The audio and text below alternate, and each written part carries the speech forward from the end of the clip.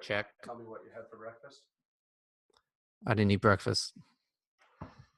You can see yourself, right? I had the pita chips that they give you on the plane.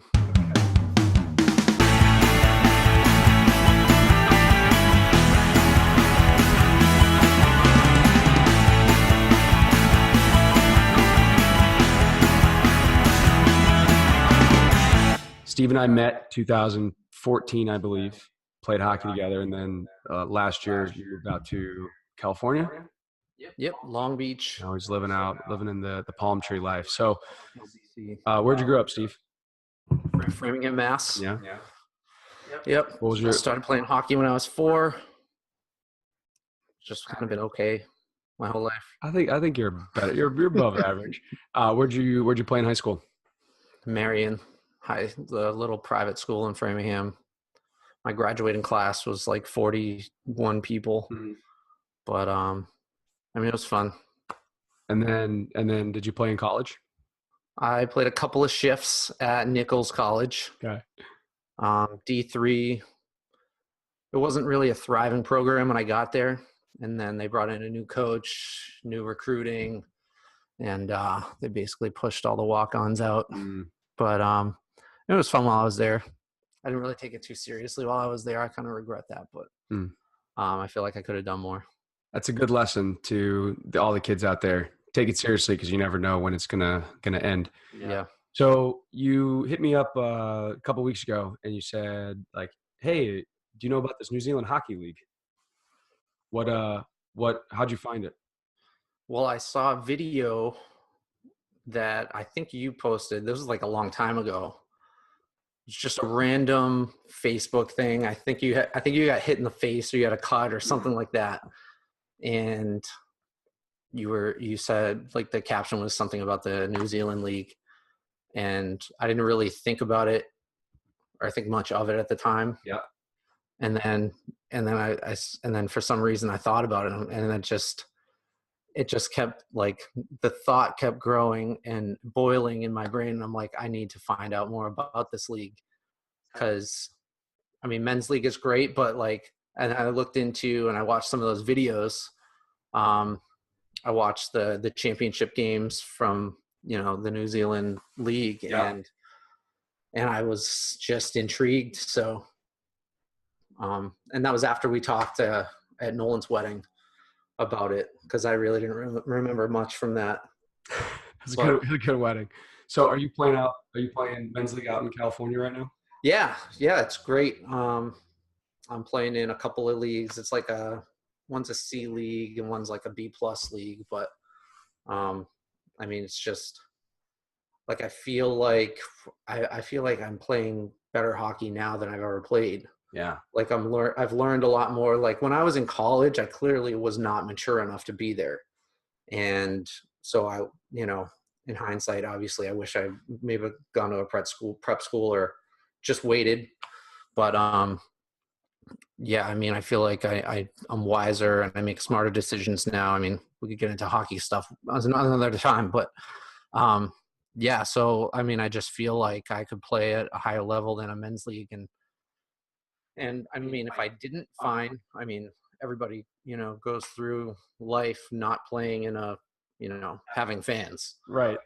But right. I mean, I feel like I have an opportunity right now where I'm not married. I don't have kids. I work from home, and, I can basically do whatever I want, wherever I want. So, if I could play in a good league somewhere, and have fun, I would want to do that. And when I was watching those videos, it looked like you were having a blast. You know what I mean? Yeah, what you said about the maturity, I think like a lot of people look at, Sidney Crosby and Stamkos, these guys that come up at like 19 or 20, they're on a different level. When I was in high school, I never took it that seriously. I was never that good, but I was like better players on my high school team, but our high school team was not very good. And then college, I was like you, I feel like I was third or fourth line the whole time. Had a lot of fun. It was great. But I didn't get a lot of ice time in games, and I never really won a championship or anything. Like I never felt like I really accomplished anything. We didn't win any real tournaments in like high school or college or anything. So then I got to be like 24, 25, and I was like, playing men's league a lot better. And I missed having, people in the stands, and I missed checking. That was the big thing, actually. I really missed checking in men's league, because it's a different game when you hit. And 100%. there'd be these roller hockey guys around, and guys like our pal Jared Brewer that would just his game was very physical, much better player that way. And not that I was like overly physical, but like I definitely use that to my advantage. It was part of my game. So I was like 24. And I was like I was like, is this all I have for the rest of my life? Is it just going to be non-check men's league? I'm going to go through my whole life and really win anything. And so I started looking around. I'd been to New Zealand once before with my father when I was 12. I thought it was amazing. I always wanted to go back. So on a whim, I just like Googled like Australia New Zealand Hockey League, and it turns out they had a league. So yeah, I applied. And that was it. So I applied, and you apply. There's like an application process. You have to send them like some YouTube videos or something. You have any footage of you playing? Wow. No. No? No. Okay. I could have my girlfriend, Tape something. So It's probably easier now than it was. Yeah. A few years ago. Usually what they do, like, first of all, they're not super picky. So this was one of my like big questions. I thought about that though. I'm like, how does that tryout process go? Like, how do they see you? Do I have to bring my bag there for a weekend and skate with the team? No. So I asked the same question. And what happens is they know you're a certain level by your hockey resume. Like if you were able to play whether you played or not, if you were able to get on a D3 team like Nichols, and if you played where you did in high school, you're like good enough. Now what happens is you're good enough to get in the league, and they need guys too. So as long as you're not, a complete bender, they want you to come down there because they love, North American players, Canadian Americans. So you get down there though, and I was really nervous because I got down there and met all the team, and they do have like a tryout, but it's after you're already on a team. So there's no risk of like being cut or anything. Yeah. It's just, are you going to be on the first line or the fourth line? Sure. That makes sense. But I was super nervous because I didn't know. You just watch a bunch of videos. When I actually stepped on the ice for the first time with the guys, you're like looking around. You're like, oh, am I better than that guy? That guy's better than me. Like you really start to like size it up in your head. Yeah. I was looking on the different teams' websites, and they generally all have, a list of the players, where they were born, where they played, where they grew up, all that stuff. And I was looking through, and I'm like, okay. I'm like, all right, there's a guy that's older than I am. Yep. Cool. Awesome. Yep. I'm like, okay. And then I found that guy from Franklin Pierce who Nichols played against, and he was there while I was at Nichols. Huh. And I'm like, what okay. team did he play for? Franklin Pierce. What New Zealand team? Oh, there's only like 5. I can name them. Yeah, I know. I forget which one now. Like the Queenstown Stampede, the Botany Swarm, the Red Devils, Christchurch Red Devils, Auckland Admirals. What year? Do you know what year he was down there? Yeah, this past year. Oh, so he went recently. Yeah, he was there this year. Wow. You should hit him up. Yeah, no, I hope to run into him and tell him that I played against him. So I found when I was doing research, and this was back in 2011, I found an article of a guy I had played against that was like an interview with him, and I like hit him up on Facebook, and he was really nice. So like, it's kind of my first piece of advice would be, see if you can find somebody like an American that or that is a friend of a friend, and just like see if you can find them on Facebook and message them. And I just asked a bunch of like logistical questions. How did you land on the Swarm? So it's a rotation process where I don't really remember. Like you basically apply, you send some video in, you send them your hockey resume, and then based on the need, they get all of the import players and then they distribute them kind of like in a draft format based on need. So the Swarm, the previous years had been I think the year before they won the whole thing, but the years before that they weren't that good. And so, I had no idea who was good and who wasn't, because there's a lot of different teams that have won the actual cup. Like there's a lot of parity in the league, which is really good. And so it was kind of lucky that I was really lucky that I got on the Swarm, because in my opinion, it was definitely the best team. There are two teams up there, right? That's in Auckland. In Auckland, there are two teams, kind of like the east side and the west side, so to speak. When I was there, the Auckland Admirals were not very good, and there's usually a pretty big rivalry, as you can imagine, between those two teams, the Swarm and the Admirals. But we had a really stacked team that year. We had some really good imports, and the Admirals, yeah, they were coming off of a kind of a bummer year. Well, I was looking at all their websites, and the Swarm were the only team that had like a contact us thing. Really? Like none of the other ones did. I forget what it was. It was it was like a specific page for imports. Really? And it was like, this is how you go through. You know, I wonder if all the teams do that on their own, like recruiting and everything. Well, I looked at every single I know all the teams' web pages. There's only 5, yeah. And this was the only one where it was like imports, and I clicked on it, and it was like, this is what you get, and this is what we give you, and this is what you have to provide on your own. And I thought that was awesome about the Swarm, and that like made me just want to contact them and like get on their team. That's good feedback then for the Dunedin Thunder, which is the team in the South Island. They have a big collegiate population. It's a great college town. It's also by the water. The Queenstown Stampede, which is like, actually they were our big rivals. They're who we played in the championship, and they had amazing fans. Not taking anything away from the Swarm fans, but Queenstown's kind of a party town, and so they had these big aluminum bleachers. Nice. Whenever we would go there, these guys would like bang their feet on the bleachers, and the place it was a barn essentially, and it was rocking. And we got in like some fights and stuff. They were really tough. They were like really tough guys to play against. If you played on the Stampede in 2011, I'll probably remember you. And you guys, some big guys. I got my bell rung a couple times. But nice. So the Admirals, the Dunedin Thunder, the Queenstown Stampede, and Christchurch Red Devils, which had some snipers. They had one of the better players in the league, Chris Eden. But all the teams are good. All the towns in New Zealand are a ton of fun. So if you're in charge of recruiting for any of those teams, listen to Steve. If your website doesn't have a little place for imports, you should probably get one, because it makes you a lot more attractive to guys looking to join a team. I'm interested now, because I would never have assumed that I would apply to like the league versus contacting one team in particular.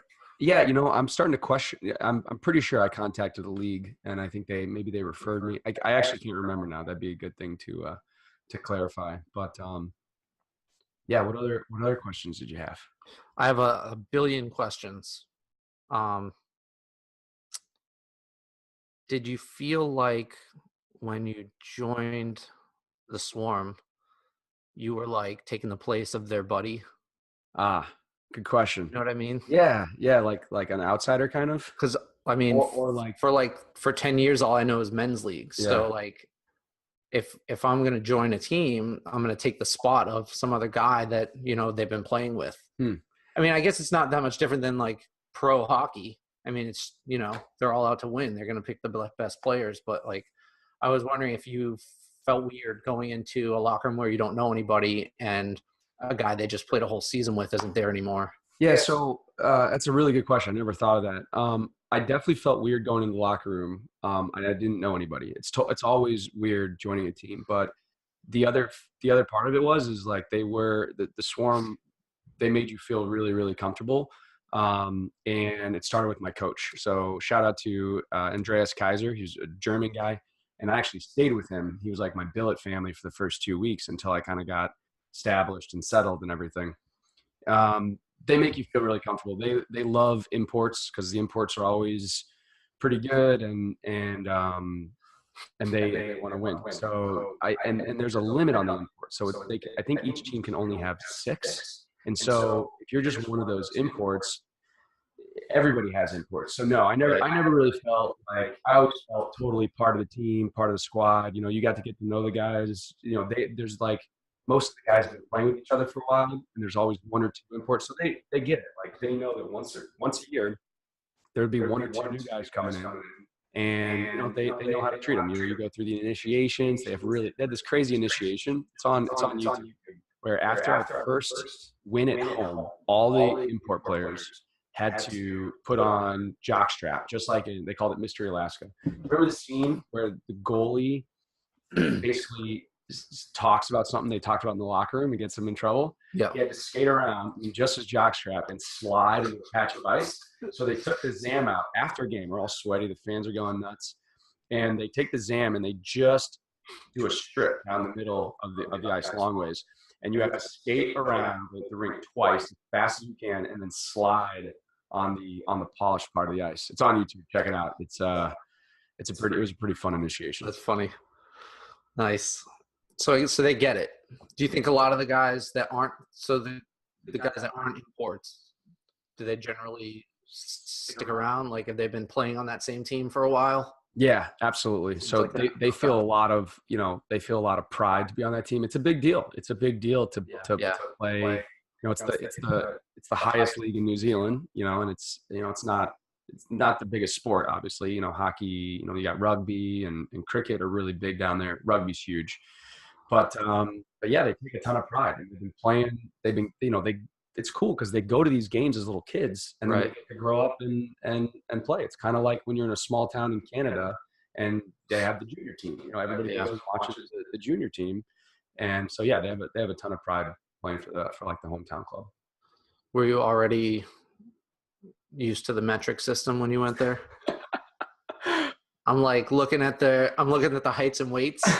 I'm like, I don't know. Kilos? I have no idea what's happening. So driving on the other side of the road was a challenge. I actually, they helped you get a car. So I ended up living with this guy, Ziggy. Joachim Sigvan was his name. He's Swedish. Awesome hockey player. Really cool guy. He was my roommate. We had a ton of fun together. But we went in on this little car together to get to the rink and stuff, and it was a stick. And so I drove it most of the time, and it was a cherry car. The second day we had it, all the parking spaces are super, super tiny. And Joachim might call me out on this, but when I was pulling in when I was pulling in the garage one day, coming home from practice or something, it was super tight, and I guess I was overall and I smashed the whole front end of the car, totally smashed up the headlight and everything. Luckily, our billet family's father worked for a car repair store, and he fixed it. But yeah, driving on the other side of the road, kilometers. Yeah, it's all goofy. Yeah, temperature Celsius. Yeah, I was looking at the website. I'm like, I don't know, and then I get the calculator. I'm like, okay, all right, I'm taller than this guy. I weigh more than this guy. All right, sizing them up. I'm like, this guy's massive. Yeah, there's some big guys. There's definitely some guy. You'd be average height. That's cool. How about the level of play, compared to maybe a D3 hockey or D1 hockey or an A-League men's league team? Yeah. What would you – because if there are 6 guys, that played really good hockey, that's an import, it's got to be pretty decent. A lot of the imports played, junior. What would happen a lot is these players from, Sweden and Finland and Canada would want to play during their off season. So they would go down to Australia and New Zealand. So Australia gets much better players than New Zealand. Australia hockey is really good. Yeah. New Zealand for guys like us, it's good too. But it's the difference between playing fourth line and first line. So I compare it, and it's probably changed. I haven't been there, 6 or 7 years. I compare it to ACHA D1 or D2. I never played NCAA. I went to Missouri State. ACHA, they're ACHA D1 now, but I would say it's a men's league, A-League with checking. Nice. A lot of the guys are younger, so they're 20, 22, 26 or something. There's some older guys too, though. Our captain was 31, 32. But yeah, it's not bad hockey by any means. There was not a lot of dominant players. There were 2 dominant players. One played on my line, a guy named Alexander Polozov. He was incredible. He was a really amazing lefty. He was Russian, he was Estonian, but he went to a Russian hockey school, and he was pretty dominant. And then this other guy, Chris Eden, for the Christchurch team, they had a lot more goals than everybody else. But other than that, the top 6 for every team are pretty even. And so, when you're out there, you're skating against the other team's top line, and it's good. That's what I'm looking for. It'll be funny to hit again. I mean, you know how many times, like as a defenseman, like I get caught up and a guy might make a move and make me look bad, but like if I could put a shoulder into you, this move wouldn't happen. You know what I mean? The nice thing too, I feel like North American players have a little bit of advantage because one of the big differences, the New Zealand style, it's heavily influenced from the European style. And the European style, not taking anything away from the finesse, it's far more finesse game versus a little more gritty in the North American game. Just depends on what your style, what your preference is. One's not better than the other, but there were definitely moments where like you could catch guys with their head down, or they'd like admire their pass a little bit, and you can definitely catch some guys if you're looking to hit. You can, some other guys aren't expecting to be hit as much. Yeah. So that part's it definitely is advantageous to the more physical players that league. I think about it on a game-to-game basis. Like if they were checking that, what plays would happen, what plays wouldn't. So like I feel like I would adapt quickly to getting to hitting again. That's how the Stampede in 2011, they won a lot of their games because they just beat the crap out of the other teams, and then they could kind of just win. They were very physical. Yeah, just force them. What about like so you got out there and they hooked you up with a job? So they helped you find one? Yeah, so sometimes I can't remember what Joachim did. I actually found one on my own. I was looking for, you don't have much to do during the day. So, and you're there for 4 months.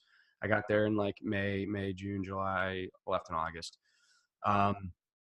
I wanted to I was in the kind of like middle of my career. And so I didn't want to just have a 4-month gap on my resume. And like, I didn't want to work at a job where I was like packing boxes or something like that. So I found I applied for a sales and marketing job, like very entry level sales and marketing job at a business brokerage. That being so I found my own job. But that being said, yeah, the league does a good job. Like if you want a job where you can't be picky, right? But somebody will need some work, and whether it's whether you're good at construction or sales or whatever you're kind of into, you can probably find something to pay the bills. I feel like that's awesome about New Zealand, because I feel like you couldn't do that here. It'd be a lot tougher. People in New Zealand they're a different breed, man. They're some of the most incredibly friendly, kind. It goes beyond friendly. It's like kind. Like you're part of their family, like right away, and they're so sweet to you. Yeah, on the Swarm website they said that maybe I don't know if it was Swarm. One of the websites, it might have been the league website, whatever, but they said that a lot of the imports come in and live with the other players. Yeah, it's my right. You're good. Yeah, and Ziggy, my roommate, he went and stayed with the guest family, and the guest family there was like the Sue and Andy, and their son Dion played on the team, and they were just so friendly and like so sweet. I still talk to them on like Facebook and stuff sometimes. They're like the nicest family to ever meet, and they would just do everything for it. They would cook meals, host parties. He fixed my car when I crashed it, like just super great. And same goes for Coach Kaiser, like his family. I stay with them. That his son Charlie played on the team, and his little sister. I became, she was like my little sister. That's awesome. Yeah. Like they just welcome you with open arms. Open arms, as long as you're not a jerk. You're a new family member. Well, they know you're coming from the other side of the world, yeah. And it's hard. It's hard being away from all your friends and family and everything. But yeah, they do their absolute best. They really go above and beyond. It's impressive. So like, what's the first step now? Like, I want to do it. Mm-hmm. What do I do? So I would put together. I would email the NZIHL. They have like an email address, and put together a quick little stat sheet of like where you play. Don't go over. They're not going to go over the fine tooth comb like your goals and how many goals and assists you had. See if you can find a little bit of video of yourself, and then I'd record a video. Video wasn't big back then, but I would just get on YouTube and I would record a little video, maybe make it private, or unlisted. And I would send it to them and just tell them a little bit about yourself. 5 minutes. Say, I'm Steve Sweeney. Here's my little hockey resume. Here's what I'm about. Here's my position. Here's what I like. Here's my style of play. And then also, like, they're looking for more than hockey players. Like, they're looking for just people that are going to be, good advocates for the country of New Zealand. Like, I got to travel. When you go to games in New Zealand, you don't take buses because the roads are so small. I'm sure you took a lot of buses in college, didn't you? Yeah. They suck, right? Yeah, terrible. But you feel like a pro down there because everywhere you get to, you can't get to in a bus. So you have to fly. That's funny. So like Rocky, and the train's so bad. So it's cool. You go to the airport on like a Friday at like 4:00. You get your hockey bag. You get on the plane. It's like an hour plane ride or less, like a 30-minute plane ride. And then you get off. You go to your hotel. You do your cardio to warm up. You eat a pregame meal. You like do your stretches. We used to play this little clap game with a rugby ball. And then you have just like in college, you get dressed, you do your dry land training, your dry land workouts and stretches, Pre-game, and then you get on, and then you go back to your hotel, you get a good night's sleep. The next day you go explore the city, you have another lunch and dinner, and then you go out and play a Saturday night game, and then you fly out that night. that's cool. So it's like 2 games. At different, then you do the home and home. They did mention on the website they pay for all the traveling expenses, the flying. Yeah, the flights aren't that bad. And so, like, that's another question is, like, do you get paid? I never got paid. You never get like a check, but a lot of stuff is paid for. A lot of people take care of you. I brought 10 grand down there with me. I think, not that I brought it down there. I think I had 10 grand that I'd saved up. And I think I by the time I was done, I'd spent just about all of it. Now that being said, I bought a lot of stuff. Like I went like bungee jumping. I took sailing lessons. Yeah. I stayed, when you travel, we had like 2 weeks off once for some break. And, we went down to Queenstown, and Ziggy and I stayed there for another week afterwards. So, you got to pay for the hotels, and then my girlfriend came down. I mean, the whole time you're there, you're a tourist anyway. Exactly. So you're seeing, but you're getting to travel for free to these different cities, but then you can stay in the hotels and everything. Yeah. My girlfriend at the time came down, and we did a 2-week thing. So you do get breaks. You don't play every single weekend. It's only like 18 games, I think. It's not a ton of games. That's awesome. Yeah. So it's like 9 weekends, but like every game matters, Yeah.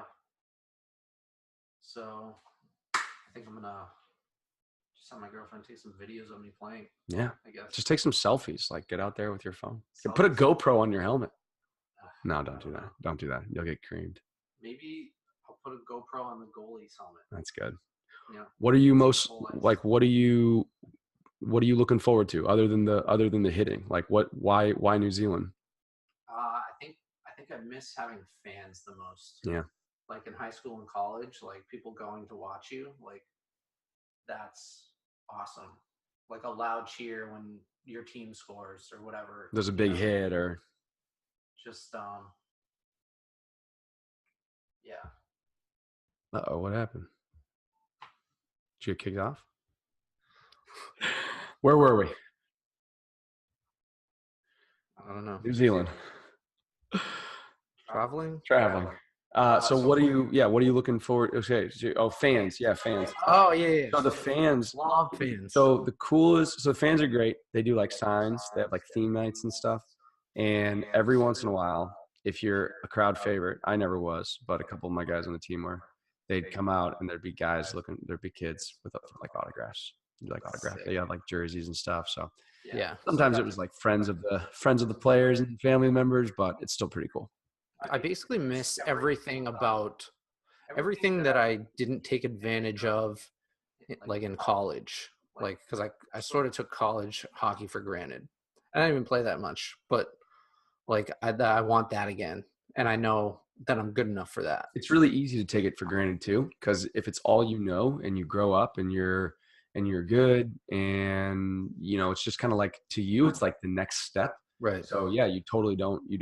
I think it's really easy to not appreciate it. I know I didn't. I loved it. I had a great time in college. The guys I met were still good friends with them to this day, but I wasn't in that great a shape. I wasn't that good at hockey. Like I for some reason I got better as when I was, there was a lot of pressure on you. I don't know if you got better, man. Yeah, fair.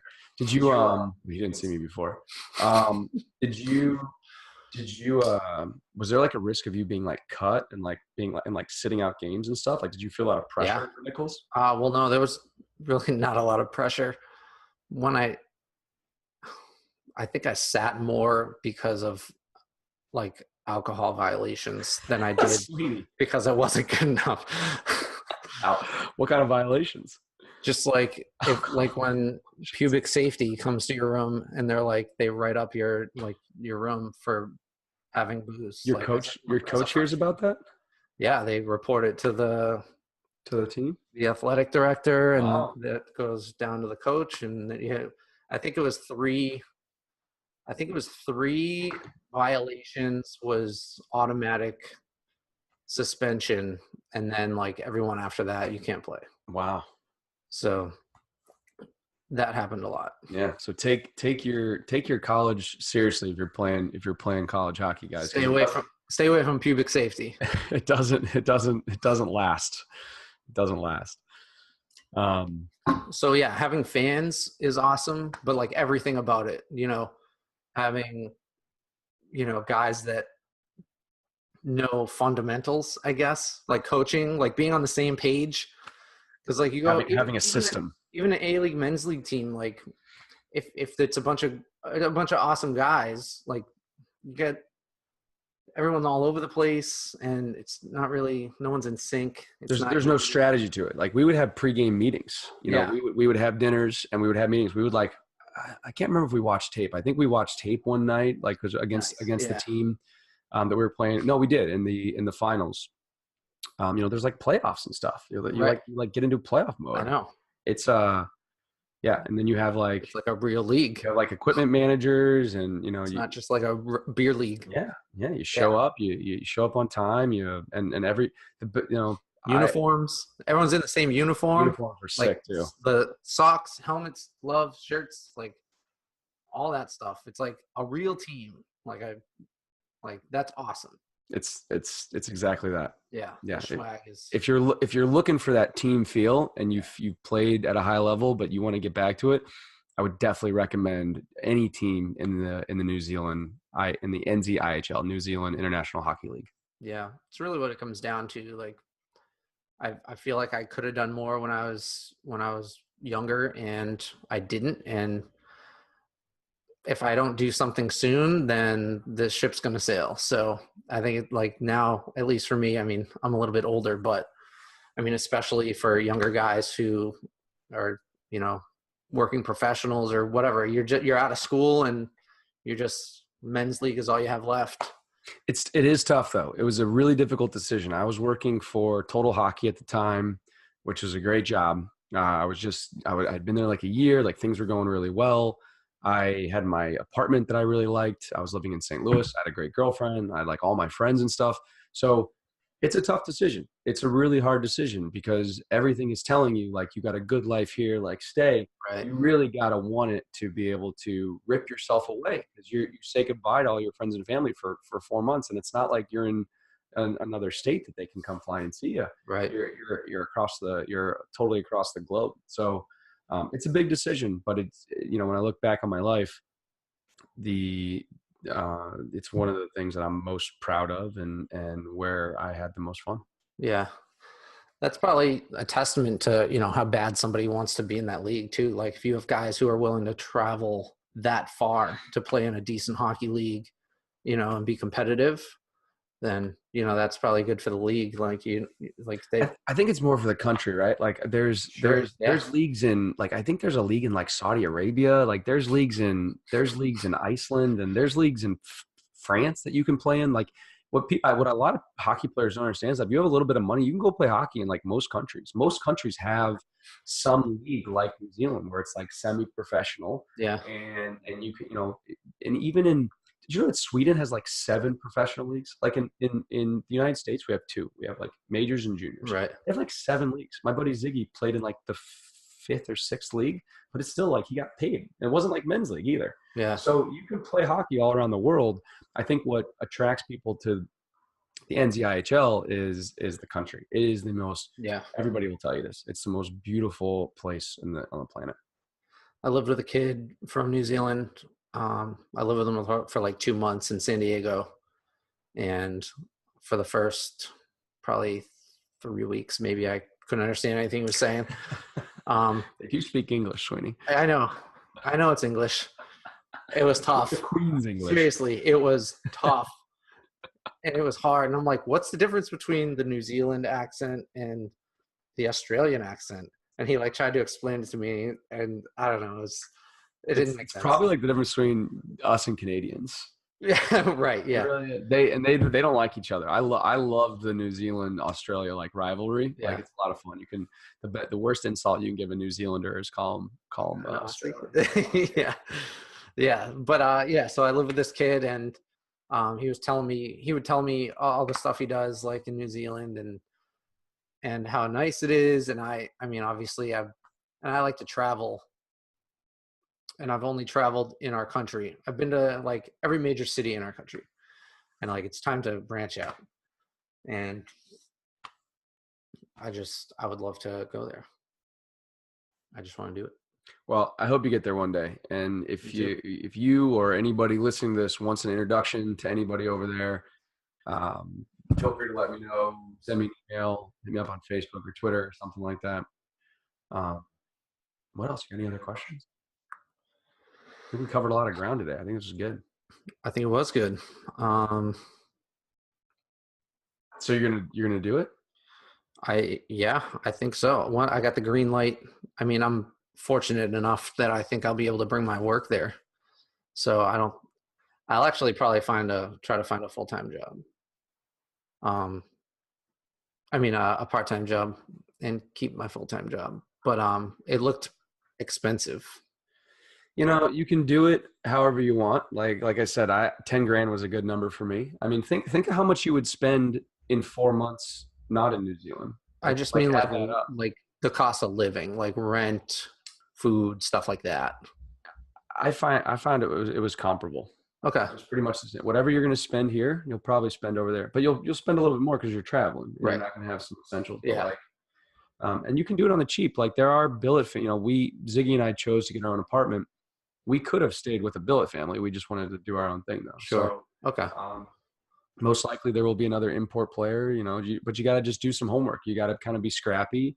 And you gotta figure stuff out. When you're traveling, not just playing hockey, when you're traveling, stuff doesn't just come to you. You gotta gotta hunt it down. But I think the personality that wants to go to New Zealand and play, I think that person is pretty, resourceful. Yeah. I'm not worried about it too much. It's nice to know. You're a figure it out kind of guy. I'm fortunate enough to have somebody who's been there. If you can move to Los Angeles and just move your life and figure everything out there, you can do New Zealand. I did it. The apartment I live in now, I didn't even look at. I just saw pictures of it, but I knew I wanted it because it was in a great spot, and you did your homework. Called them on the phone. I did a lot of homework. Yeah. That's what it's. Yeah. A lot of it. A lot of research, a lot of homework, and I knew it was in a good spot, and it was a good deal. Called them up. And you got to just trust people. You got to trust it's going to work out. And, sometimes stuff doesn't work out and you got to roll with it. And sort of like 30% of the time I was like, you know what, if it doesn't work out, well, whatever. That's right. But you got to take some risks. Yeah. The sun will come up tomorrow. And in life, you gotta take some risks and you gotta be okay with the outcome. I'm excited. I'm going to get some video and I'm going to contact some league people. And so let's see, it's September and they do like deadlines. So I don't know when the deadlines are, but I'm assuming it's in like April. Okay. So obviously the earlier you can commit, the better. Yeah. But they do require you to you got to get your visas. So you do have to get a visa. You have to buy your plane tickets. I was reading on one of the websites that they do help you with that stuff too. They do. Yeah. So they help you connect your cell phone. They do. And they help you get your visas and like all Yep, I did. the documentation. Yep, when I got there, they helped me get my cell phone. Yep, that's true. They're very good at that. But you still have to like, there's a certain date you have to commit, and when you commit, you have to buy your plane tickets, and you have to send them a copy of your plane tickets so they know you're actually legitimate. Yeah.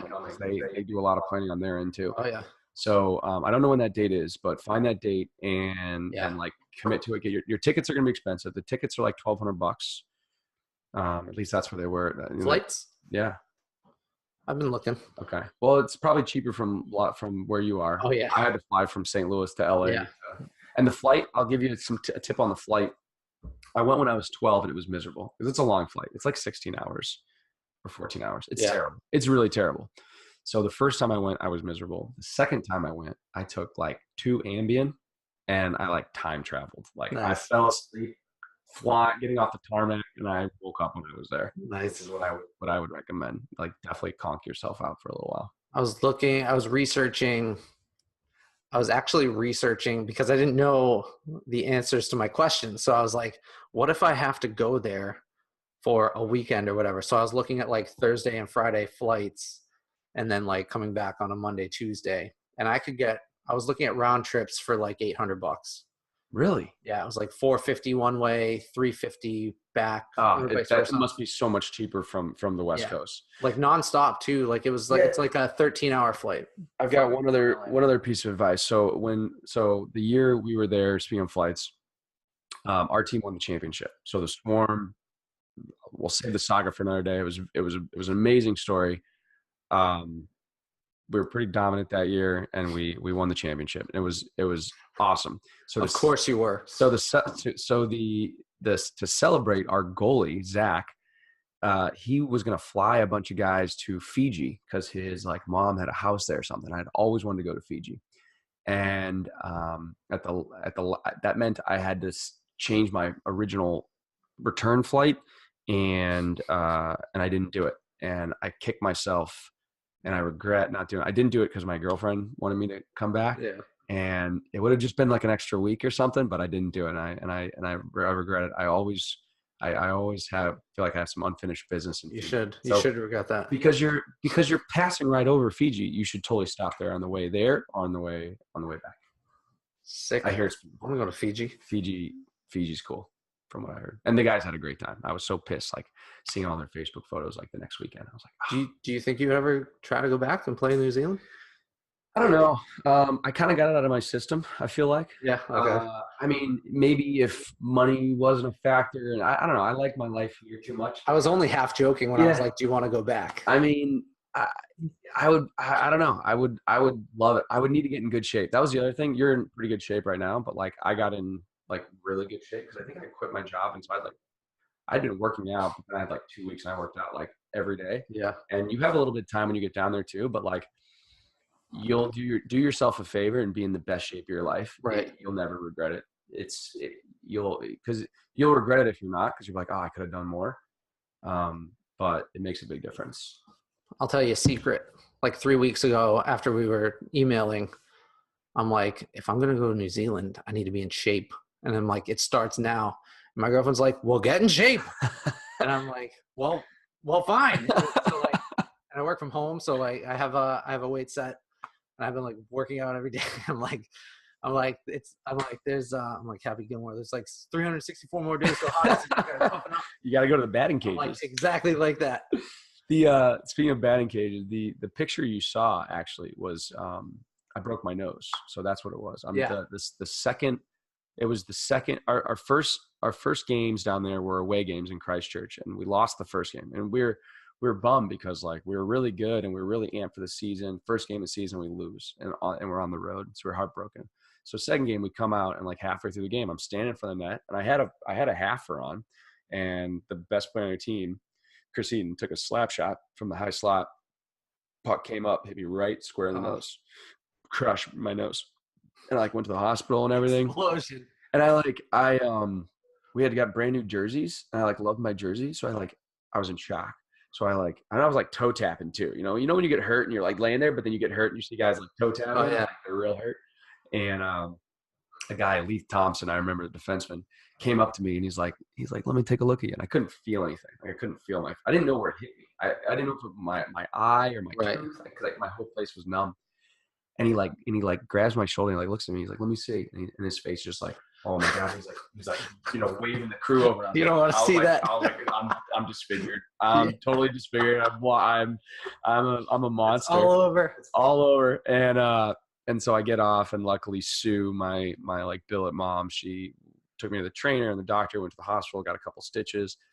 The plane ride home that night sucked. We made the plane, but like, think about, you know, when you fly, the pressure is so, and I had to wait for it to heal for like 2 weeks before they could set it. And then I didn't miss a game though. I didn't miss anything. I just threw a cage on. So like when I fly, that's how I get the pressure out. Yeah. Can't do any of that. Oh man, it's bad. You're there. So I did get free healthcare, which was cool in New Zealand. Broke my nose and then didn't get any blood on the jersey, and yeah, didn't miss a game.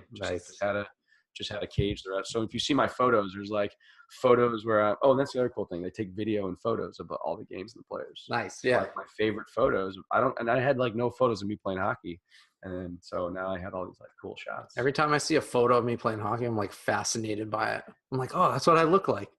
Because I haven't seen it looks cool. I haven't seen myself on film in 10 years. Right. Yeah. And I think they put our championship game on Sky TV, which is like the ESPN down there. Nice. Like they televised the last game. I think it's changed. I think all the games are televised. So it's like local market. Like that's cool. It's legit, man. Yeah. I'm gonna do it.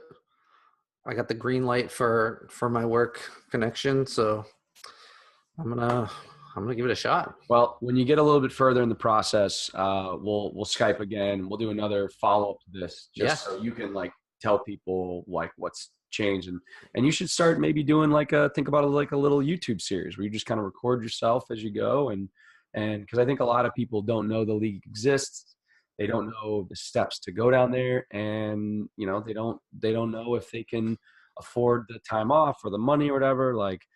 And so hearing somebody like you go through it, I think would be helpful for a lot of people. Yeah, I can do that. Something to think about. Well, cool, Sweeney. This has been great, man. Yeah, I had a blast, and I learned a lot, and I am grateful that you're here to talk to because it's so much. It's gonna. I mean, I don't know, but it's like nice to have somebody who's done it that I can talk to, or if there were some type of video I could watch, right, where, you know, it like explains all the steps and everything. Like a question and answer type of thing where somebody explains how to go through the process. That would be amazing. Well, maybe I'll do that. If you guys have questions, email me or put them in the comments. Maybe I'll jump on again with Sweeney in a couple months, and we'll answer all those questions. Yeah, good things. Good stuff. All right, man. Well, great talking to you. Let us know if you guys have any questions, and Thanks for having me. We'll keep you updated on the saga of Sweeney. All right. And what was the bar that we used to go to? It was called Joey's, and they had Joey's. I never went there. Never went there. No.